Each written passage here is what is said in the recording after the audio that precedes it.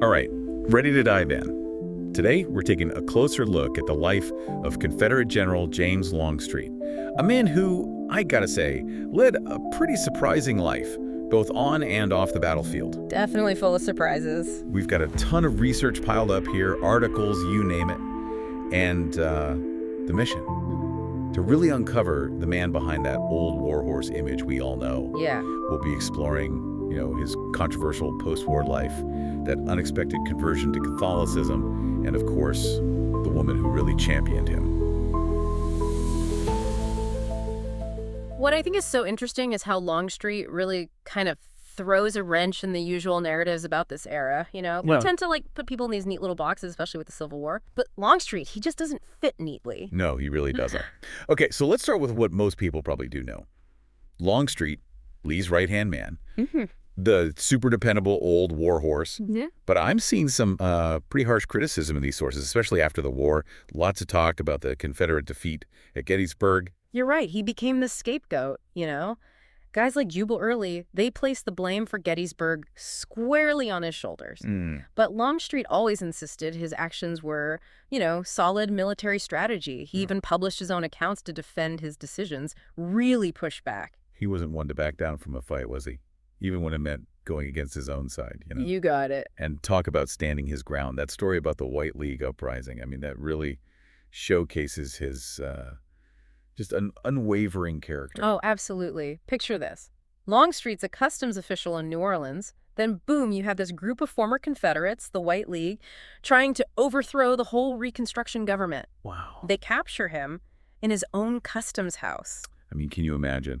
Your own comrades turn on you and in such a dramatic way. Right. And when these guys stormed the customs house, let out that rebel yell, Longstreet, wounded but totally defiant, just says, "I've heard the yell before." Chills. Just thinking about that scene gives me chills. I know, right? Powerful response.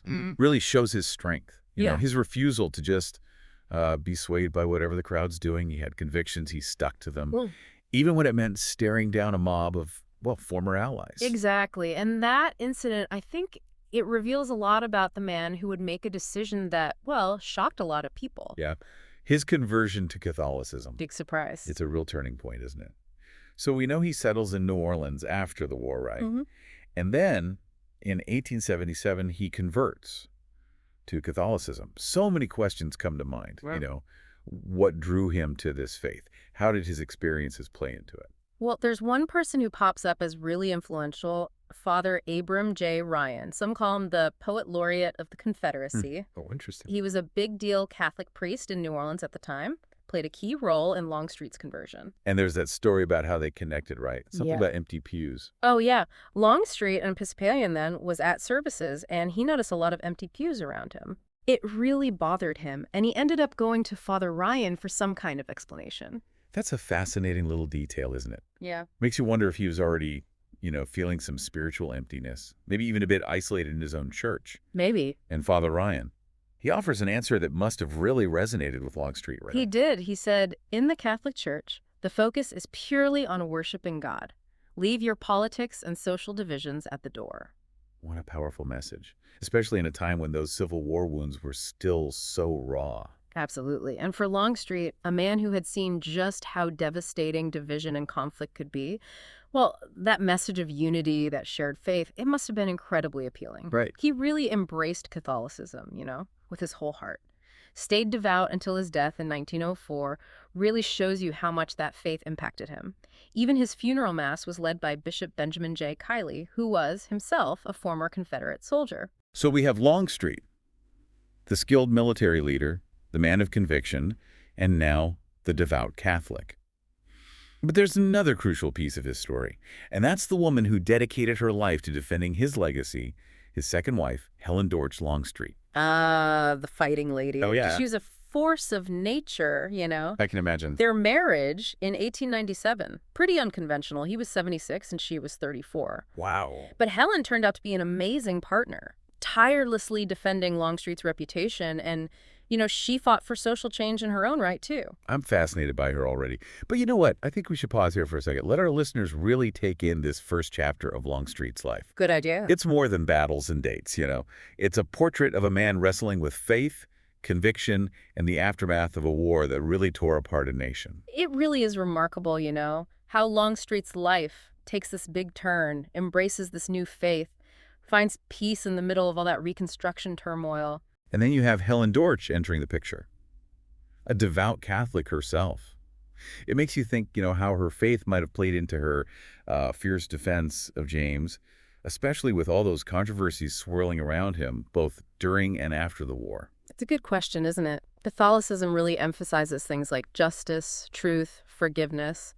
It wouldn't be surprising if Helen saw her efforts to, well, clear James's name as a way of pursuing those very things. Yeah. I'm struck by the fact that she was a lifelong Catholic while James converted later in life. Do you think that difference might have influenced how they approached his legacy? Interesting point. It's possible that Helen, with her, deep roots in the Catholic faith, saw James's conversion as a kind of redemption, a return to grace. It could have fueled her determination to defend him, to show the world the man she knew, the man who found solace and purpose in his faith. It adds another layer to their relationship, doesn't it? And speaking of layers, we can't forget that Helen wasn't just a devoted wife. She was a force to be reckoned with. She earned that fighting lady nickname for a reason. Oh, she absolutely did. Helen was a trailblazer, a real pioneer. She was the first woman to be Assistant State Librarian of Georgia and a huge advocate for women's rights. In fact, she wrote what became known as the Dortch Bill, legislation that really expanded property rights for women in Georgia. Wow, so she was literally changing laws to give women more power. Incredible. But she didn't stop there, did she? I'm reading about her involvement with the Bull Moose Party, her fight against political corruption, even her work in environmental conservation. You're right. The Bull Moose Party, for those who might not know, was this progressive political party started by Teddy Roosevelt in 1912. They pushed for social justice, political reform, causes that Helen clearly felt passionate about. It's amazing to think about this woman, so rooted in her Catholic faith, and at the same time fighting for these progressive ideals in a time of massive social and political upheaval. It almost seems paradoxical, doesn't it? It does, and it shows the complexity of Helen's character. She wasn't afraid to shake things up, whether it was fighting for women or defending her husband's name. She even worked as a riveter during World War II. A riveter, wow. You have this picture of a Southern lady fiercely protecting her husband's honor, and then you find out she's building warships for the war effort. It's really something. Speaks volumes about her dedication to service, a value probably rooted in her Catholic upbringing. And as if all that wasn't enough, she became the first woman to have her portrait hanging in the Georgia State Capitol. And she even ran for governor when she was 87. What a life. Helen Longstreet really defied expectations, shattered those stereotypes. No doubt about it. And it makes you wonder, did her dedication to her husband's legacy, combined with that deep Catholic faith, fuel her drive to fight for change in other areas of society? Did she see those battles as connected? Part of a larger mission to stand up for truth, justice, compassion? Those are great questions. It makes me think about our listeners, too. This deep dive, it's not just about, rehashing historical facts. It's about encouraging reflection. How do these stories of faith and conviction connect with your own experiences? What lessons can we learn from the Longstreet's journey?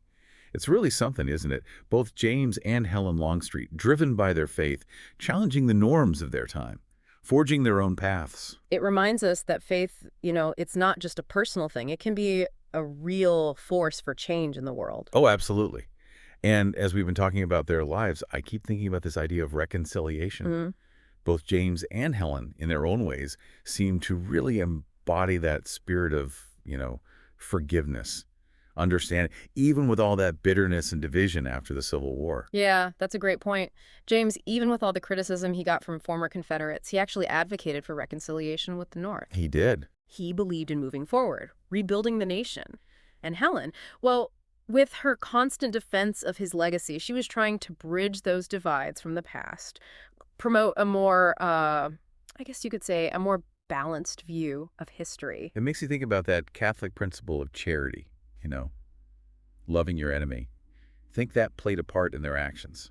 It's definitely possible. Their faith probably instilled in them a deep sense of compassion, forgiveness. Even for those who had wronged them, it's a pretty powerful testament to how transformative faith can be, its ability to heal, Hmm. to inspire reconciliation. And it's inspiring to see how their faith pushed them to actually do something to fight for what they believed in. James, for example, he used his influence to advocate for the rights of freed slaves, to promote economic growth in the South. And Helen, of course, was this tireless fighter for social justice and women's rights. Their lives show us that faith isn't about sitting back passively. It calls us to get involved, to work towards a more just and compassionate world. Their stories make us really think about how our own faith shapes what we do. Are we, actually living out our beliefs, making a real difference?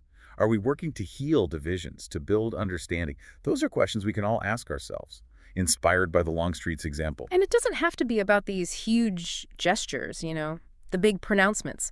Sometimes the most powerful acts of faith are the little everyday choices we make, how we treat others, the things we support, the values we hold dear. It's about trying to live those principles, right? Yeah. Love, compassion, justice, just like James and Helen Longstreet did in their own extraordinary lives. Exactly. Their story is a real testament to the power of faith, how it can shape not only our own lives, but the course of history.